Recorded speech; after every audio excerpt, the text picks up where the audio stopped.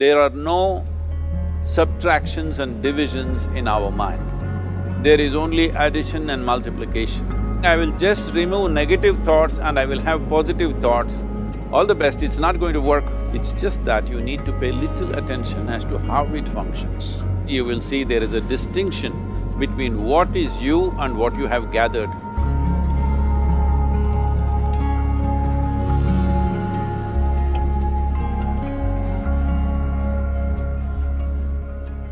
Well, see the way the question is asked and also the way normally it's addressed is, people think there is something called as negative thought and positive thought.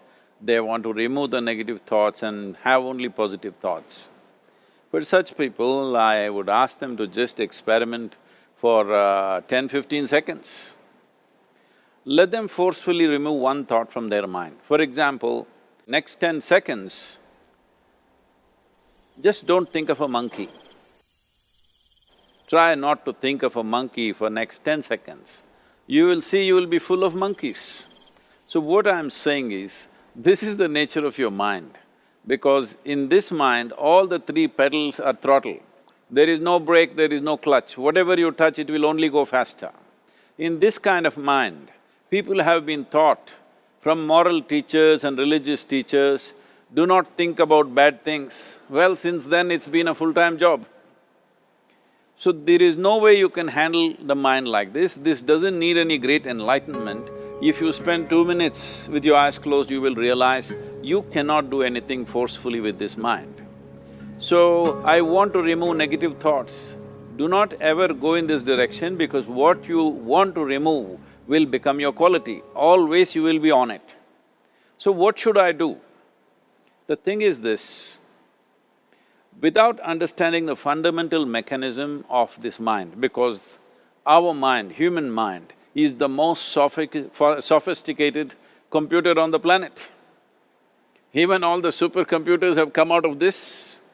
When this is the case, is it not important that we understand the mechanics of how it functions? One simplistic aspect of how it functions is, there are no subtractions and divisions in our mind. There is only addition and multiplication. If you try to do something with it, it will say one more. If you try hard, it will multiply into many more. In this mind, you don't try to identify what is positive, what is negative and try to remove it. First of all, one needs to understand, this mind of yours, this body of yours is supposed to serve you. The life that you are is important. Body and mind are vehicles that must serve us.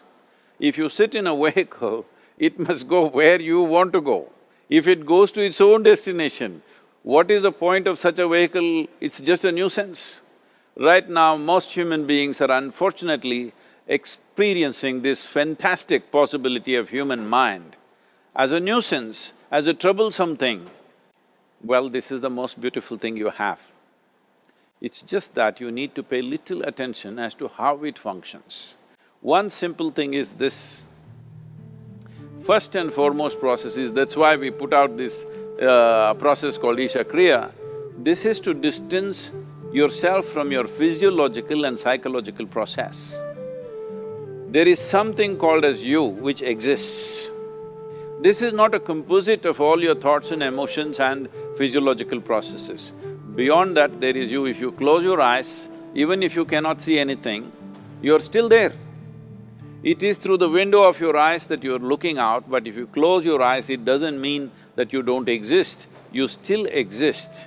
So beyond your thought, you still exist, beyond your emotion, you still exist. So that you, the life that you are, this has to come into your experience.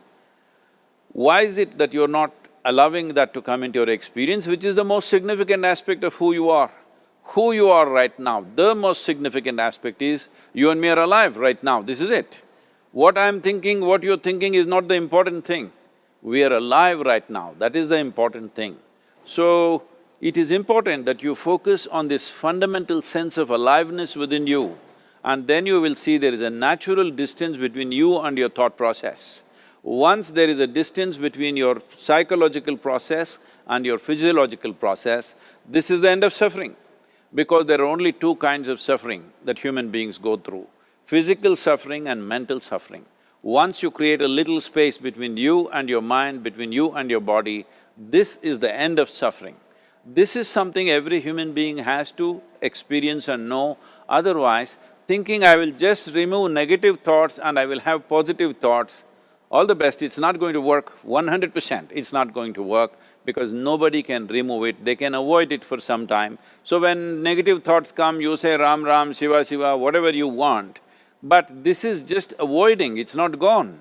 The moment you stop that, it will pop back with great force, otherwise it'll come back in your dreams.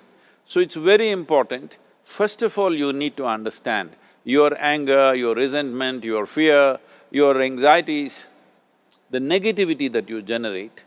Generally resentment, anger, it is always directed towards somebody. But we need to understand this is poisons that we are drinking and expecting somebody else to die. Fortunately, life doesn't work like that. If I drink poison, I die. If I drink poison, you don't die.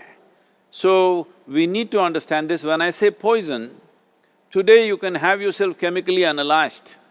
Right now, what is your blood work, what it says? 5 minutes of intense anger, check your blood work and see, there will be lots of negative elements in it, literally you're poisoning yourself. So, do you want to poison yourself? Definitely not. Now the very question is coming from certain helplessness, what shall I do? Don't do anything, just sit back and just concern yourself with something which is a life process. Maybe your heartbeat, maybe your breath, maybe just a sensation of being alive. Depending upon how sensitive or how perceptive you are, accordingly, find something. It could be a sensation in the body, it could be breath, it could be heartbeat, it could be anything, something which indicates life to you. Just pay attention to that for some time. Slowly you will see there is a distinction between what is you and what you have gathered, which includes both your physiological and psychological possibility or mess, whatever you made out of it.